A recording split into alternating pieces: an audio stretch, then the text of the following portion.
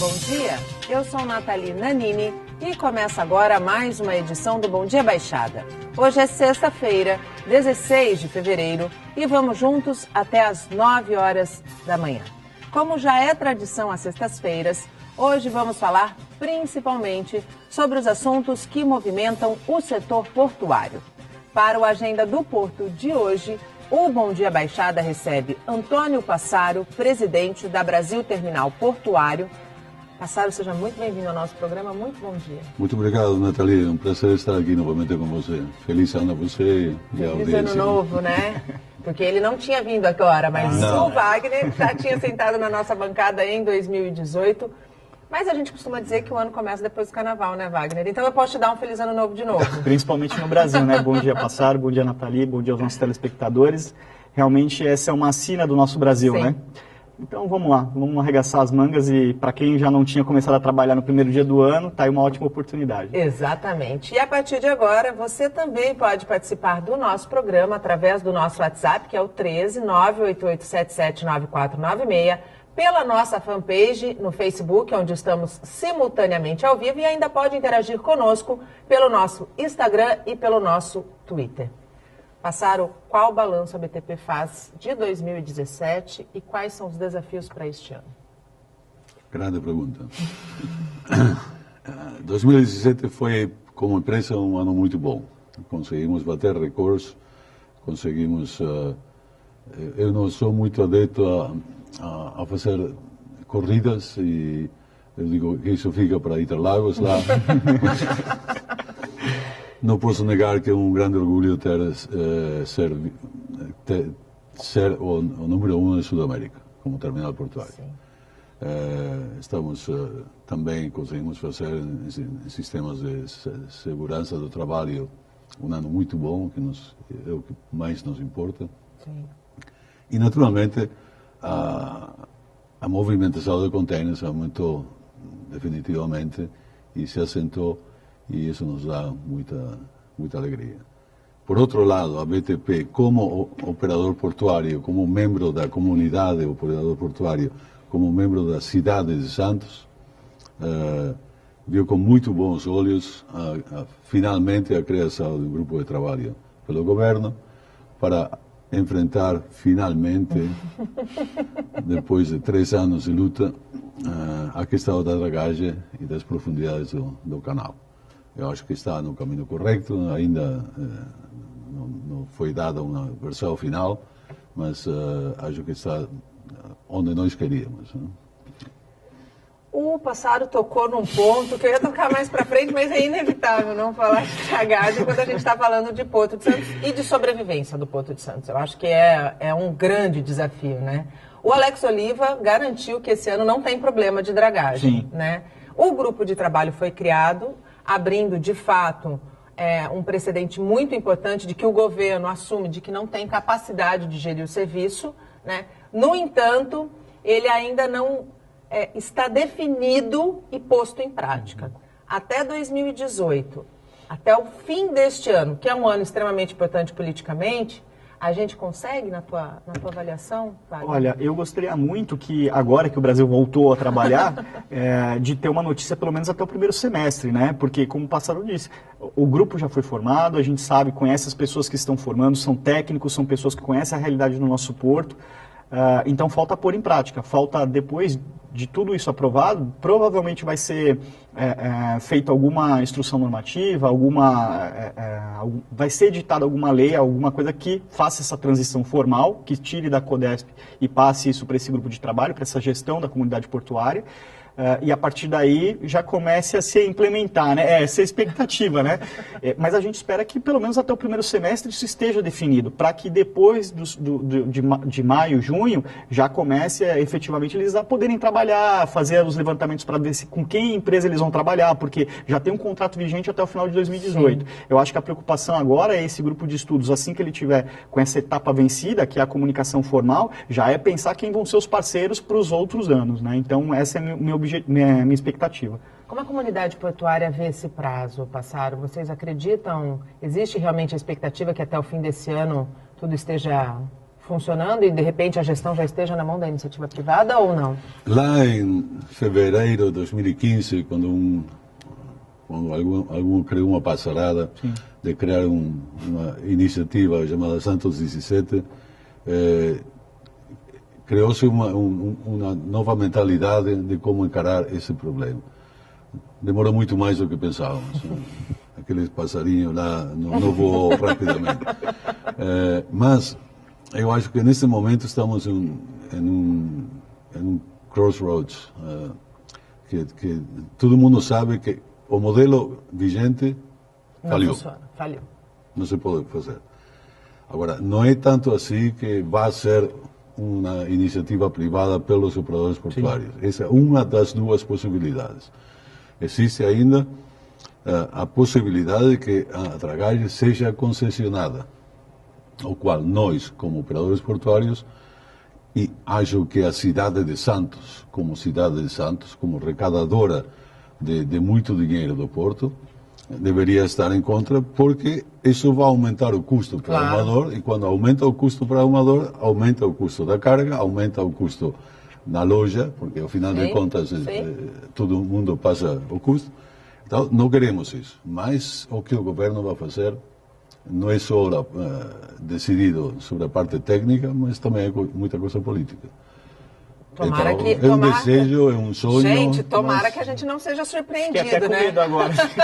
Tomara que a gente não seja surpreendido por uma alternativa dessas, porque afinal, já que a gente está falando de impacto, né, a partir de abril provavelmente haja um impacto com um aumento de 2% para 5% do ISS, né,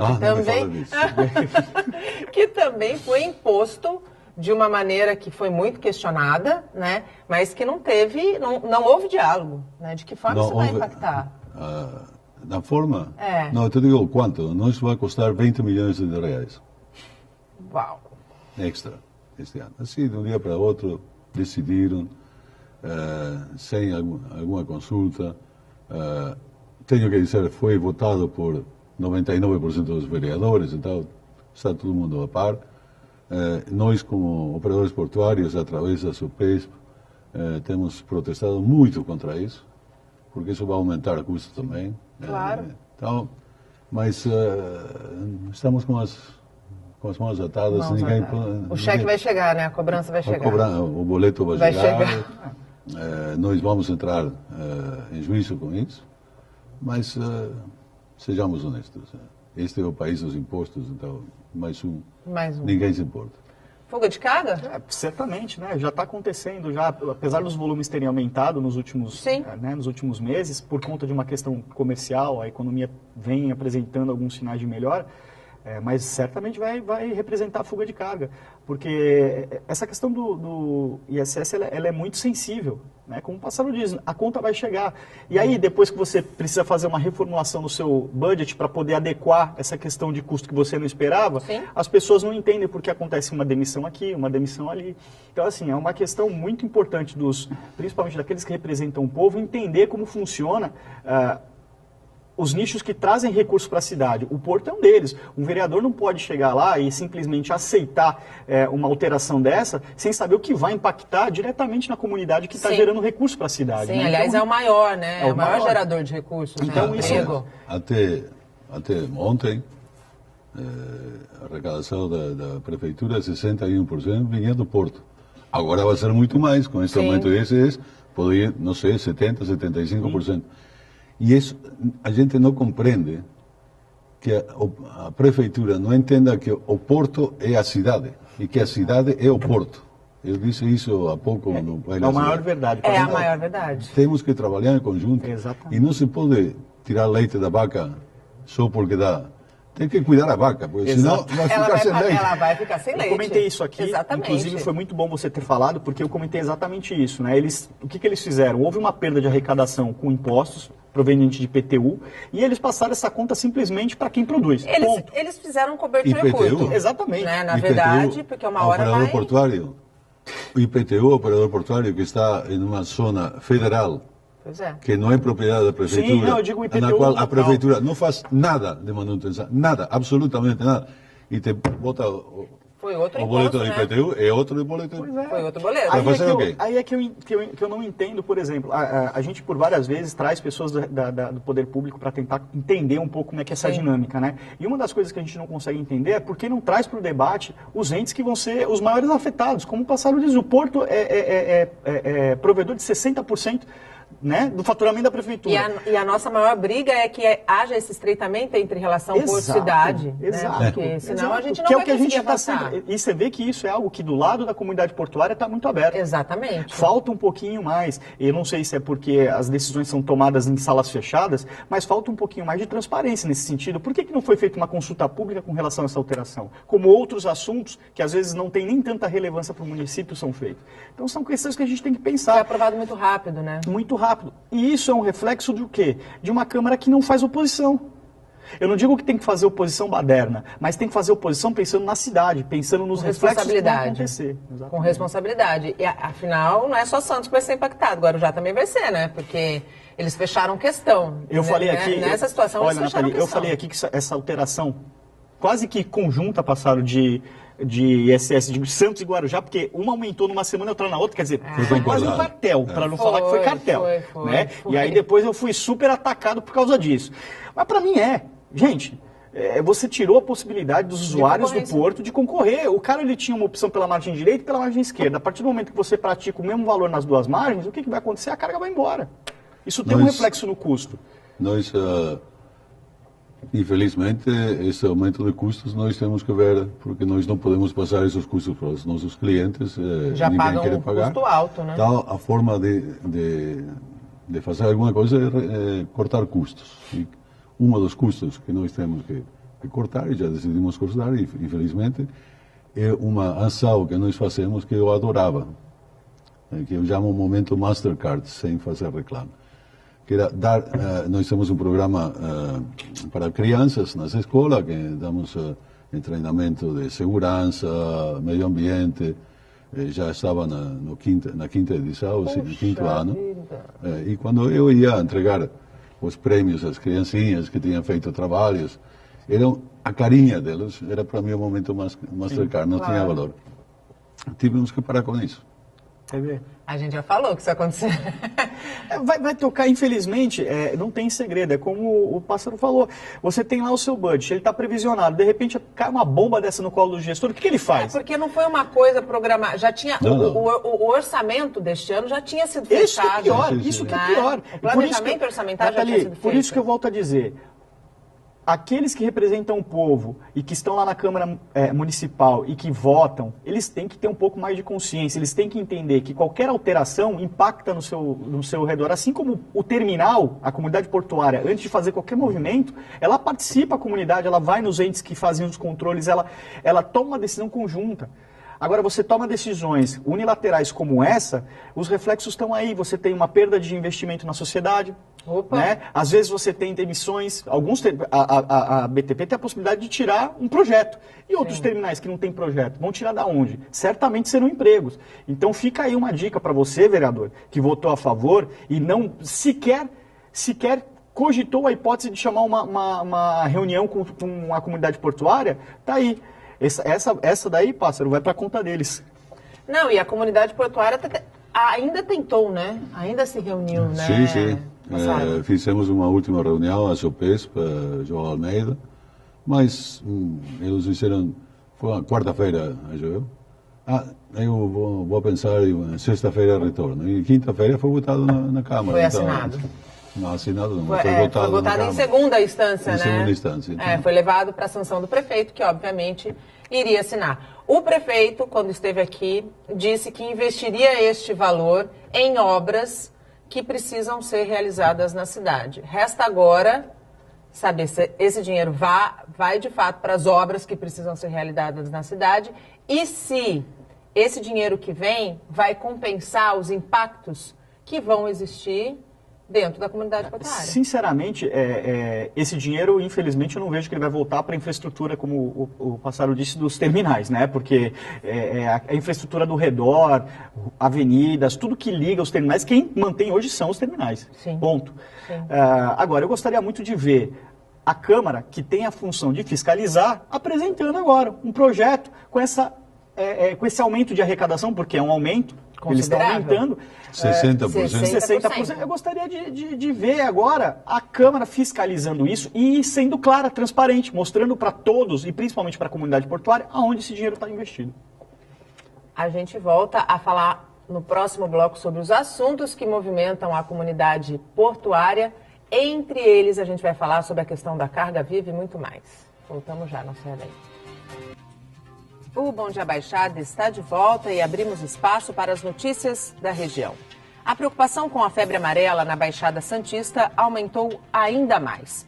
Um segundo caso da doença, um jovem de 26 anos, que estava internado no Hospital Ana Costa, em Santos, e que morreu, está sendo investigado. Há casos ainda em São Vicente e Peruíbe.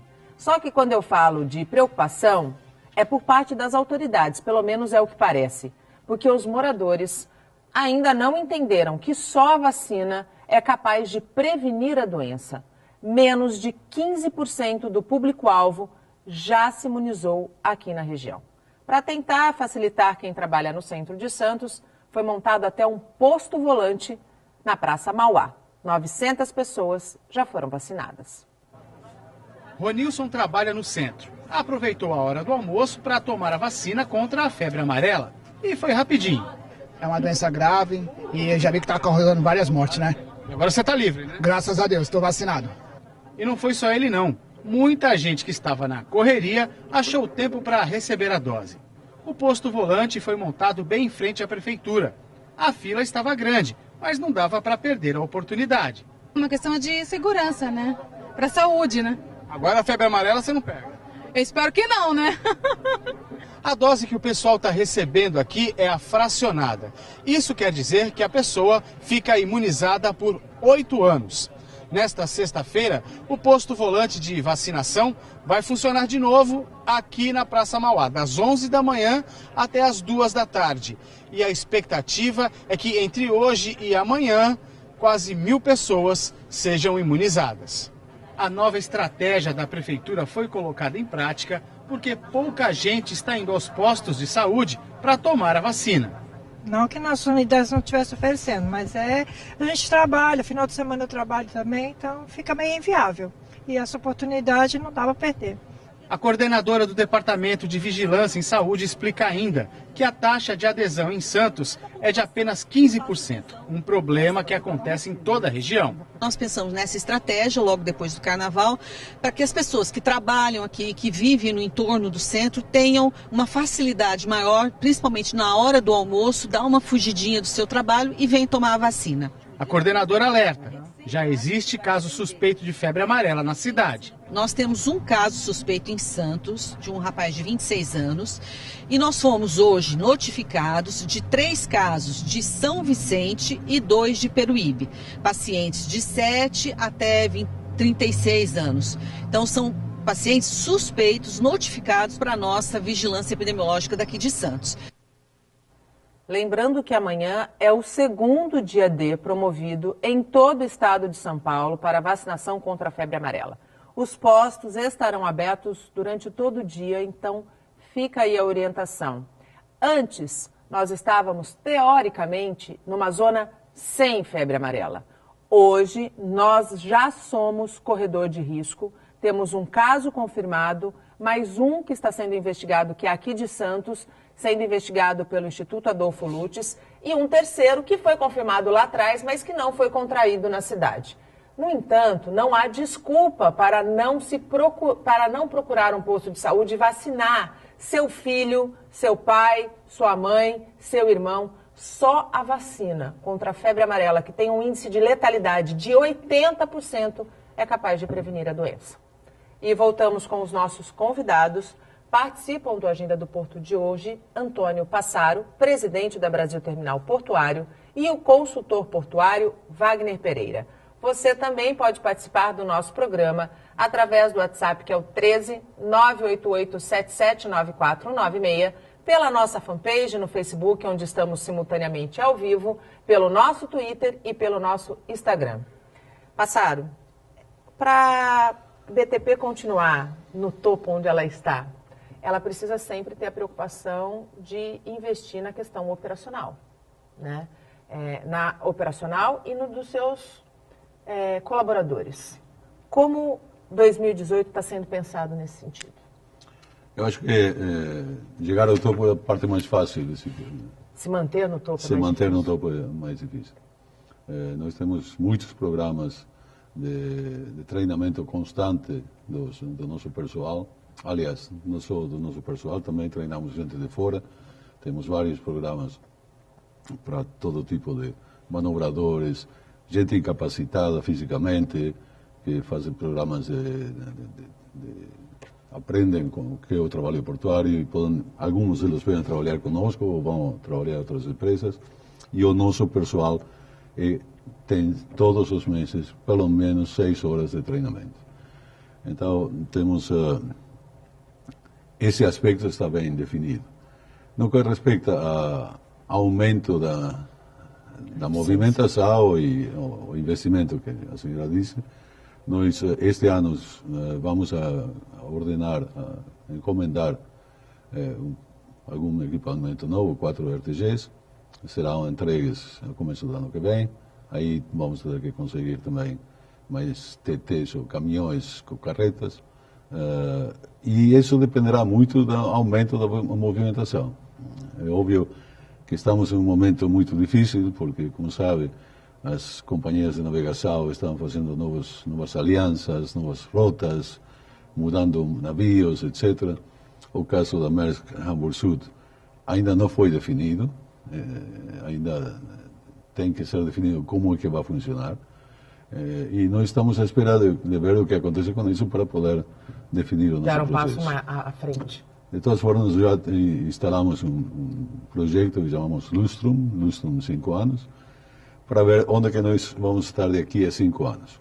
E temos algumas variáveis e achamos que temos boas possibilidades de chegar a 5 anos continuando no topo.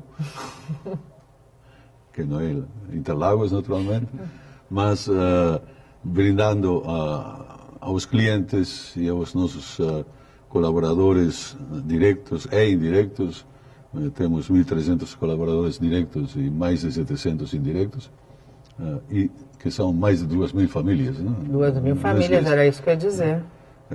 Então, um futuro promissório e seguro, que é o que todo mundo trabalha para. E todo mundo espera, né, Passaro? Wagner, quando a gente ouve o Passaro falando, a gente pensa que se na gestão pública funcionasse como funciona na iniciativa privada, é de uma responsabilidade com quem faz a coisa funcionar, com quem de fato faz a roda girar, que a gente não encontra. E talvez por isso que a gente viva enxugando gelo em alguns temas, como por exemplo enxugando gelo até o ano passado, né, quando o governo definitivamente jogou a toalha e disse não sou capaz de gerir a dragagem, mas enxugou-se gelo até então. Sim, né? Sim. Então, assim, quando a gente vê o discurso da iniciativa privada, a gente imagina o quanto a gestão pública precisa estar aberta para as parcerias público-privadas, né? E você vê, né? Eu não sou um amante da privatização de todos os bens que um país pode produzir, todas as suas riquezas, mas eu vejo no modelo hoje global dessa divisão até onde o Estado vai e terceirizando algumas coisas, né? Para iniciativa privada, a melhor forma é de você ter essa gestão, porque justamente o Estado não tem essa capacidade de estender o braço para executar. Prova é a dragagem, né? Se o governo ficasse na posição de vamos fiscalizar e arrecadar, que na minha visão, é o que deveria ser feito, nós não teríamos essas discussões recorrentes e até que tiram aí a segurança jurídica de quem quer fazer investimento, né? Sim.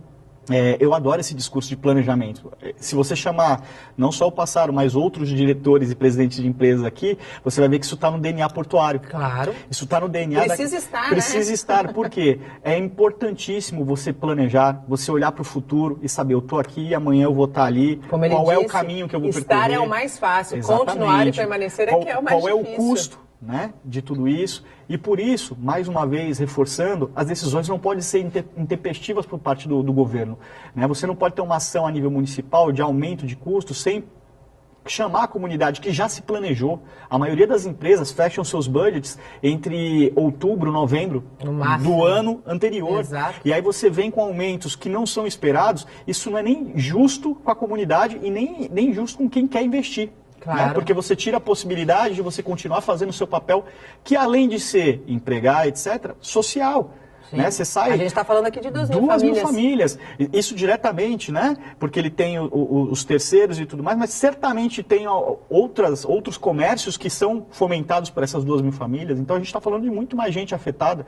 Né? Precisa ter um pouquinho mais de atenção. Volto a dizer, a Câmara Municipal é o primeiro ente dentro da cadeia que tem responsabilidade de fiscalizar as ações do governo. Isso significa que você não tem que abaixar a cabeça para tudo, mas tomar as melhores decisões para aqueles que votaram em vocês e colocaram vocês na posição. É lógico, é lógico. Uma outra questão que me chama muito a atenção na fala do Passaro foi a questão da qualificação profissional. A gente fala muito aqui sobre isso e a gente vê que, apesar do Porto empregar muito, ainda falta muita mão de obra qualificada. Natália, nós vivemos um momento em que a tecnologia ela está em todos os lugares, né? Há 5 anos atrás a gente não pensava em ter uma interação tão grande com smartphones, né? Sim. Hoje eu já vejo smartphones nas operações portuárias. Para você ver o nível de... Onde nós? Vai chegar lá. Mas dentro do terminal, não? Sim. Mas eu digo na operação para movimentar, para fazer uma inspeção, uma avaria, quer dizer, isso tudo reduz custo, porque você sai dentro dos tipos de equipamento portuário, você tem equipamentos que são caríssimos, porque eles têm que ser seguros, eles têm que ter um fator de segurança que possa absorver um impacto com quedas, etc. Né? E você vê que essa tecnologia toda, ela precisa de mão de obra qualificada. Você precisa qualificar e assim, as empresas portuárias e ver que a BTP também tem esse foco é muito interessante, porque se você quer aumentar o nível de movimentação de carga, fazer mais, só uma coisa vai te trazer isso, chama-se automação. E para você automatizar processo, você precisa de tecnologia. E você precisa de pessoas capacitadas para movimentar essa tecnologia. Então, assim, é fundamental esse investimento e fundamental as empresas terem essa visão e continuarem com esse objetivo de também capacitarem as pessoas, além do investimento todo que é feito em equipamentos e software. Né? A automação dentro da BTP, ela corresponde a quantos % das operações? E antes disso, eu queria... lembrei de uma história que me contou uma pessoa na China. Uma campesina, como se diz, trabalhava no campo. Né? E eu me lembro quando eu arava com um cavalo. E eu tive que me adaptar a arar com o cavalo, porque o cavalo não sempre fazia o que eu queria. Eu estou arando agora com uma máquina que tem mais de 600 cavalos. É muito difícil. Nem sempre faz o que ele quer também. É isso aí. Por isso é que precisa da qualificação, né? Exatamente. Então, a qualificação hoje em dia é essencial. Não se pode viver, não se pode trabalhar sem qualificação. E para nós é primordial de poder dar aos nossos colaboradores e outros, por que não, uma qualificação correspondente ao trabalho que estão fazendo e, sobretudo, com muita segurança. Existem vagas em aberto na BTP por falta de qualificação, Passaro? Não, não por falta de qualificação. Graças a Deus existem vagas na BTP. Se você abre o LinkedIn, estão quase diariamente vagas ali. Mas porque estamos crescendo, graças a Deus. Que bom, que bom. Isso é uma ótima notícia. Aliás, falando em crescer... Especialistas da área econômica dizem que 2018 tem se sinalizado como o ano da retomada da economia. Vocês compactuam dessa opinião? Estamos reencontrando a rota do crescimento de fato? Eu acho que o que temos visto nos últimos 3 meses dá esperança para o que vem. Mas... também temos que lembrar que estamos num ano eleitoral e que muitas coisas acontecem muito bonitas porque os votos vêm. Então, se isso vai continuar esse ano, possivelmente sim, mas o ano depois... Como é que vai ser? Então, depende muito qual é a base que se vai assentar este ano para o futuro crescimento. É isso mesmo, né? Sem dúvida. E como bem o Passaro colocou, essa questão de quem tem a caneta na mão poder arrumar soluções que em 4 anos não arrumou e no último arrumou para fazer o sucessor, né? A gente tem que ficar muito ligado, porque não é somente isso, né? As soluções, não é só canetar, né? Não é só canetar. E as soluções, elas precisam ser de longo prazo, não de curto. Esse é o nosso maior problema hoje na administração pública do Brasil. Porque a gente vê as pessoas tomando decisão para a torcida, como a gente costuma dizer, né? E não pensando na solução dos problemas. Tá, e a reforma da Previdência, né? Que sai, não sai, sai, não sai, sai, não sai, porque não estão dando, talvez, a quem de direito, e que é muito importante. Por exemplo, eu não sou a favor da reforma da Previdência para o pequeno, mas principalmente para o grande, e para aqueles que hoje têm uma condição na esfera pública, que não são todos, mas a gente tem uma pequena maioria que impacta violentamente esses custos e que precisa ser revisto. A nossa Constituição diz que todos somos iguais perante a lei. Então que se comece, até por aqueles que fazem leis, por aqueles que legislam, por todos eles, a saber quem são os maiores devedores do INSS. Exatamente. E a esperança é que sim, que o que a gente vê historicamente até no Porto de Santos é que depois de fevereiro, justamente depois do Carnaval, as coisas começam a melhorar no sentido operacional, no sentido de volume de carga, movimentação. E eu espero realmente que esse ano as coisas continuem melhorando e que, principalmente, após as eleições, com o nosso voto consciente, escolhendo as pessoas corretas, limpando essas Câmara, esse Senado que a gente crie uma condição favorável para a aprovação de novas emendas, de novos projetos que levem o Brasil num rumo melhor. Eu também tenho essa esperança de que... Se a gente não tiver, é melhor a gente parar, né? O processo eleitoral tende a ser diferente. Tem embora eu tenha lido na última semana que a gente tem mais de 20 pré-candidatos à presidência da República e tem dos mais diferentes perfis ali, aqueles 20 pré-candidatos, e aqui na região 70 nomes para concorrer às cadeiras de deputado estadual, federal e senador. Então, assim, quem nos assiste, quem acompanha e quem gosta da tua cidade, da tua região, tem que saber em quem vai votar, né? Procurar saber, né? Conheça seu político. Esse seu político, ele tem que ser você sentado na cadeira tomando decisões. Então você precisa procurar um político com o seu perfil, que vá buscar as coisas que vão solucionar problemas para a comunidade. Né? Procure sempre pensar nisso. E outra, eu não penso em ninguém para reeleição, sinceramente. Mas se você for reeleger alguém, que você pegue os projetos que essa pessoa fez e veja se esses projetos de alguma forma te trouxeram algum benefício. É isso aí. Ou para você e para a tua comunidade, né? Exatamente. Voltando a falar um pouquinho falando um pouquinho sobre acidentes, a gente está vendo essa semana uma força-tarefa com relação à retirada dos containers da Login Pantanal. Um acidente que aconteceu em agosto do ano passado, já tem 6 meses que aconteceu. E a grande parte ainda está submersa. Por que é tão difícil e tão demorado esse processo de retirada, Wagner? Primeiro, Nathalie, porque a gente não tinha empresas que tinham esse know-how, né? Não especificamente container. Eles tiveram que trazer equipamentos específicos para fazer isso. Então, assim, há toda uma condição de estrutura necessária para tirar esses containers debaixo do mar. Esse é o primeiro ponto. Segunda questão é de tempo, né? Tempo que eu digo condições climáticas, porque você não pode, por exemplo, nesses últimos dias que a gente tem vivido chuvas e sofrido, as cidades estão, né, debaixo d'água praticamente nesses últimos dias, com essas questões de temporais, etc. O cara não pode operar uma balsa com gente, numa condição insalubre. O mar precisa estar calmo para fazer esse tipo de trabalho, né? Então, acho que esses 2 fatores foram os preponderantes para impactar no tempo de retirada desses containers.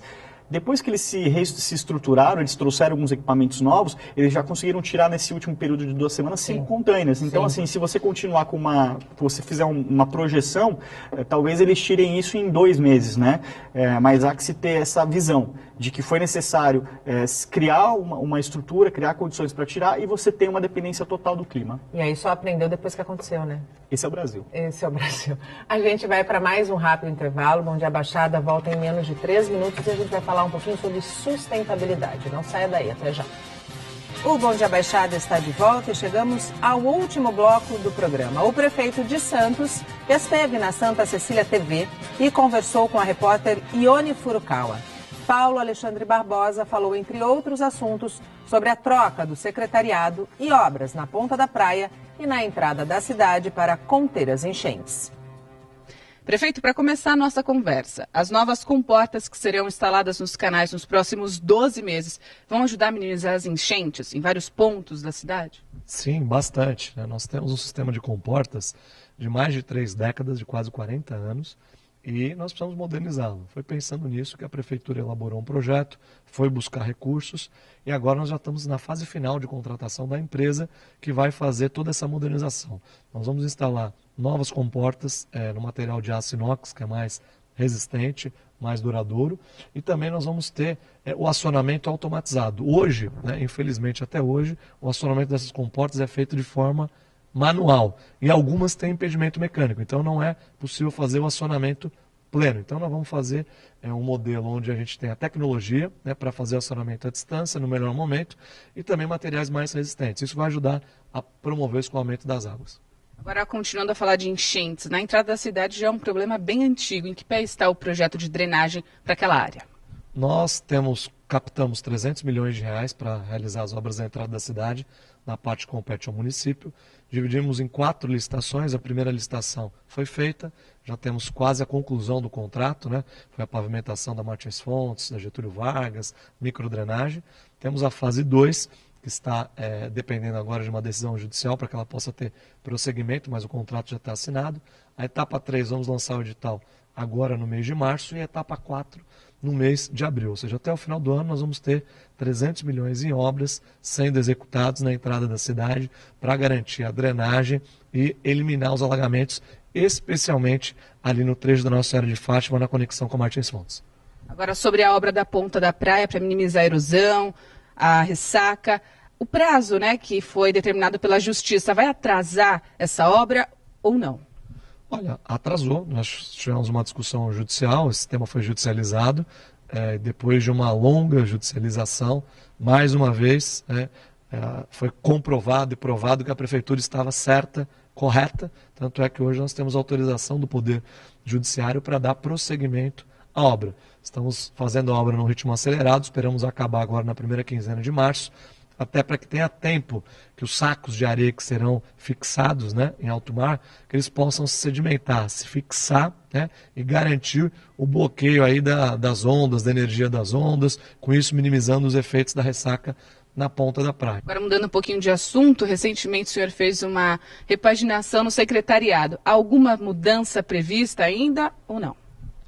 Olha, no secretariado, assim como na administração pública, ninguém tem cadeira cativa, a permanência está vinculada aos resultados, E é importante que a gente tenha esse dinamismo, coloque peças de um lado para o outro, para que a gente possa, entrando aí no 6º ano de governo, ter a mesma motivação, a mesma energia, que no meu caso está redobrada, porque nós temos aí muitas ações, muitos resultados para serem entregues para a população nos próximos anos. Agora um assunto um pouquinho mais recente ainda, Carnaval, balanço na cidade. Olha, balanço positivo, nós tivemos o Carnabanda com 49 bandas, tivemos o desfile das escolas de samba, que foi um desfile com muita criatividade, um grande evento transmitido também aqui pela Santa Cecília, tivemos o Carnabonde, tivemos as tendas, um carnaval com algumas ocorrências pontuais do ponto de vista de segurança, mas um carnaval da família santista. Santos tem como objetivo fazer um carnaval para a família santista e para as famílias de turistas que nos visitam. Cumprimos o nosso objetivo e ano a ano vamos aprimorando para também movimentar a economia, porque o carnaval não é só festa, Nós recebemos os turistas que vêm e que gastam nos nossos hotéis, nos restaurantes, nos bares. Santos é uma cidade que tem vocação turística e nós precisamos ter a competência para realizar eventos como o carnaval. Muito obrigada pela participação, pela entrevista. Obrigado. E é isso, Ione Furukawa para a Santa Cecília TV. Que todas essas obras saiam efetivamente do papel, especialmente aquela da Zona Noroeste, porque aquela população, toda vez que chove, sofre com as enchentes.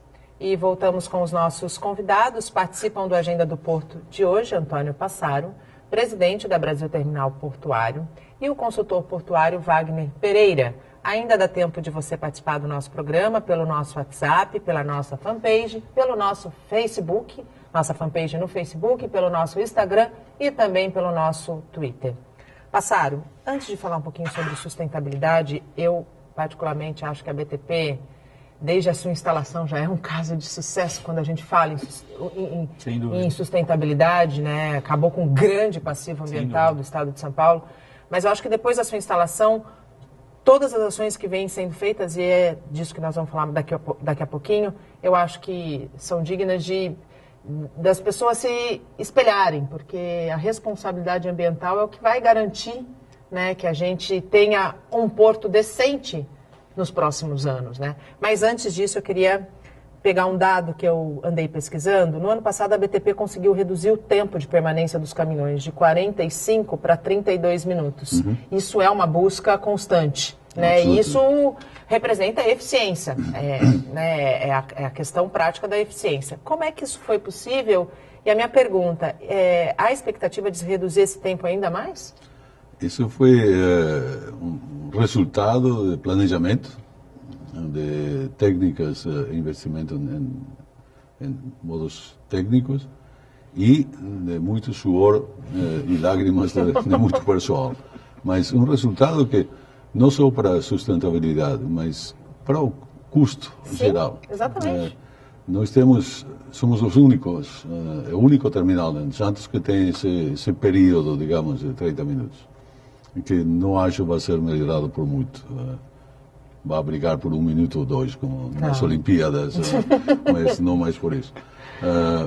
Mas a questão é, esse caminhão, que em outro lugar espera 2 horas, e conosco meia hora, pode ir e fazer mais viagens. Claro. O que reduz o custo do caminhão, o que reduz o frete dessa empresa, o que reduz o custo da mercadoria que esse caminhão, porque é sempre isso, e eu acho que a gente tem que fazer bem claro, nosso custo é um custo que vai somando a outros até que chega ao preço final. Ao preço final, até que chega ao consumidor. Esse é o objetivo de quem está ali operando, né? Buscar ter esse raciocínio, essa visão. Então, nós naturalmente que reduzimos o CO2 com caminhões a meia hora, mas achamos que ainda temos espaço para melhorar um pouquinho, embora, como digo, não 13 minutos, não mais 13 minutos. Mas já é um ganho expressivo. É um ótimo ganho, principalmente pela questão do CO2, que é o que mais se produz, né? O passivo, o caminhão, ele quando está muitas vezes em determinadas fases do processo, porque não é simplesmente o caminhão demora 30 minutos, o que acontece? Ele está lá dentro, ele fica... Não, ele vai para gate, ele faz uma pré-inspeção, depois ele vai para a área de pátio, ele fica aguardando a movimentação do container até ele ser colocado. Então tem algumas fases. Se a gente for separar isso em fases, é um ótimo tempo, de fato. Como o Passaro disse, talvez melhore 1 ou 2 minutos aí, né? Mas sem dúvida o que traz de benefício é principalmente a emissão de CO2, porque a partir do momento que o caminhão não precisa ficar parado nessas fases do processo, aguardando, né, e ele não pode desligar o caminhão, ele tem que ficar com o caminhão ligado, é realmente uma emissão a menos de poluente e principalmente o custo, que impacta nesse custo todo que a gente vive falando, Brasil, que a gente paga $320 a tonelada, né, transportada, quer dizer, qualquer custo que você consiga cortar com eficiência operacional, trabalha nesse sentido de reduzir o custo lá na hora de você tirar o produto da prateleira, que é o mais importante. Que é o mais importante, sem dúvida nenhuma. Agora vamos falar efetivamente sobre sustentabilidade. Voltando ao que eu falei no começo desse bloco, a instalação da BTP já é, por si só, um case de grande sucesso, quando a gente fala de sustentabilidade. Mas ela não se restringiu à instalação do terminal. Não. São muitas as ações que a BTP implanta, né, e tem implantado em prol do meio ambiente, né, Passaro? Plantado também. Literalmente. Literalmente plantado também. Há 35 anos que estou neste negócio, morei em 17 países, tenho trabalhado muitos terminais e tenho já avançada idade com certidão aqui em Brasil, graças a Deus me deram um certidão de idiota, quero dizer, de idoso. E nunca na minha vida, eu, como parte do meu trabalho, plantei árvores, nem liberei falcões, nem fiz tanta coisa com bichinhos como estão fazendo nesse terminal. É uma coisa maravilhosa de ver do que a gente está fazendo. Sim. E é aquilo que a gente diz, é o que a gente vai deixar para as próximas gerações. Esse é o legado, né? Você vê que bacana. O compromisso da empresa, eu sempre acreditei nisso, eu sempre procuro trabalhar em empresas que eu particularmente procuro trabalhar em lugares que vão deixar legados, de alguma forma, né? E você vê que bacana. A BTP, ela tinha um compromisso de resgate da área, que ela cumpriu, e ela foi além, né? Ela continua ainda, porque ela entende que ela está numa área de mata, né? Uma área de mangue, uma área que precisa ter esse cuidado e ela cuida. Do lado, né? Com 47 jacarés também. Olha só, então assim, você vê... Você já deu comida para o jacaré? Não. E o processo se estende, né? Claro. Isso é você deixar legado. Você está falando do presidente da empresa que... Com essa visão, com essa mentalidade. Exatamente. E veja, é isso que as empresas que operam têm que buscar. Não somente o lucro. O lucro, ele vai ser o resultado de ações eficientes na sua operação, né? Mas o legado que você pode deixar, isso não tem preço, né? E isso certamente contribui de forma positiva. Até, inclusive, eu estive lendo uma reportagem com relação à natureza e a questão do assoreamento, que impacta direto na dragagem. A quantidade de árvores ao redor, ela é inibidora de sedimentos que vão para o canal. Então, olha que importante, como vai além, né? Essa questão com a preocupação, com a sustentabilidade com a natureza, né? Então é um exemplo que eu espero ver. Eu conheço pouquíssimas empresas no Brasil que fazem um trabalho com a BTP, no sentido de manter a natureza, de se preocupar com o seu redor, né? E eu espero que isso seja replicado e seja um benchmarking para o mercado. Precisa ser, porque tá, no caso do cais aqui do Porto de Santos, tão necessário quanto a dragagem, a sustentabilidade para a sua sobrevivência. Nós temos uma equipe maravilhosa, liderada por Elizabeth Ramos, que faz um trabalho descomunal em melhoramento, cuidado do bicho. Não matamos nenhuma mosca porque Elizabeth então fica enfadada. Importante. Não, mas realmente estamos orgulhosos. E o pessoal está muito engajado nisso, seja o pessoal da parte do meio ambiente, como todo o resto. Isso contamina todo mundo, né? Isso contamina todo mundo. Isso é lindo. Até eu ter um falcão aqui na mão para liberar, me tiraram, não me deixaram fazer, mas é divino. Ver os jacarés aí nadando, dá um medo tremendo. É o ambiente que você está inserido, não é nada mais justo do que retornar um pouco. Você está devolvendo, né? Com responsabilidade. Com responsabilidade, com responsabilidade, sem dúvida nenhuma. O nosso tempo acabou, passa sempre muito rápido, foi muito bom nosso bate-papo aqui. Muito obrigado, Passaro, pela tua participação.